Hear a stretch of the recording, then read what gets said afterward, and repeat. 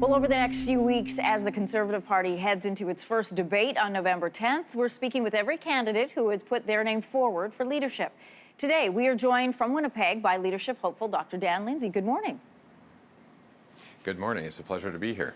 Well, let's give our viewers a bit of background. You are a doctor. You're the former president of the College of Physicians and Surgeons in Manitoba. You've completed 5 tours of duty, including in Afghanistan as a civilian doctor. Why make the jump to politics? Thank you for asking the question. I must admit I've been traveling across the country, and you're not the first person that has asked me that very question. And people have said, why, for goodness sakes, would you put your name forward to be the leader of the Conservative Party of Canada? And what I can tell you is that it's from my heart. It's a passion for me in terms of what's happening. When I look at conservatism and I look at what people are telling me, they often have a different perception than I do. And they say, well, conservatives are people who look to the past for solutions to the future.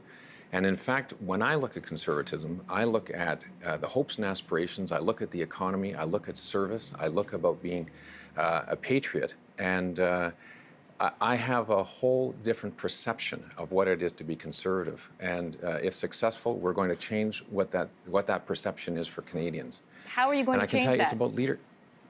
Well, I think a lot of it is about it's about leadership, and it's about commitment, and it's about getting to Canadians in terms of the things that are most important to them. So if I can just share a quick story, I went to one of the first times I went to Afghanistan. There was a young lad that was across from me, and as it was getting very noisy in the airplane, he leaned forward and he said, "Sir, what's it like over there?" And what he was asking, I think, is what we're doing important, and is the risk that I'm going to take in my family for me to be here important? And when I look at that, and I look at the leadership, and I look at putting that young lad in harm's way, that is what leadership is about.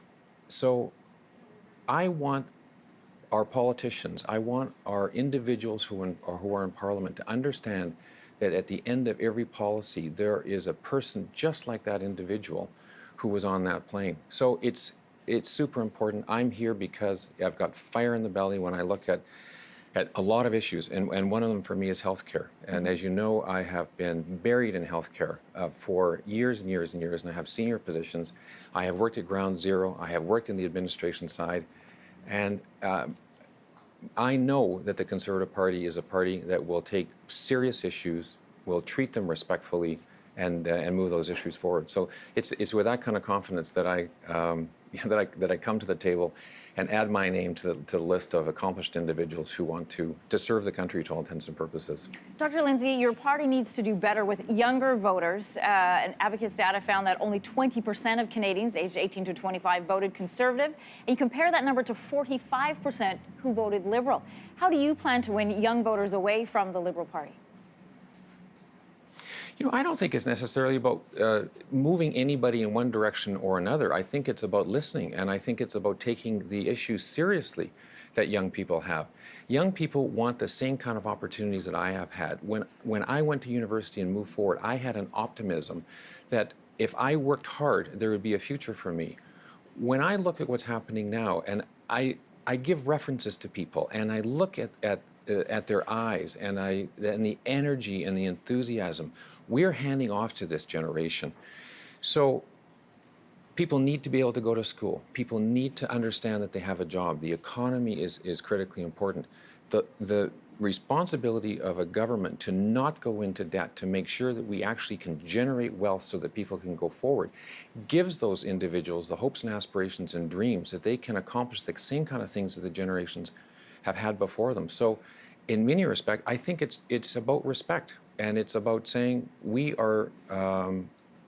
recognize that, in fact, you hold the keys to this country, and it is our responsibility in government to make sure that they have every possibility of succeeding. Dr. Lindsay, thank you for allowing our viewers a chance to get to know you a little bit better.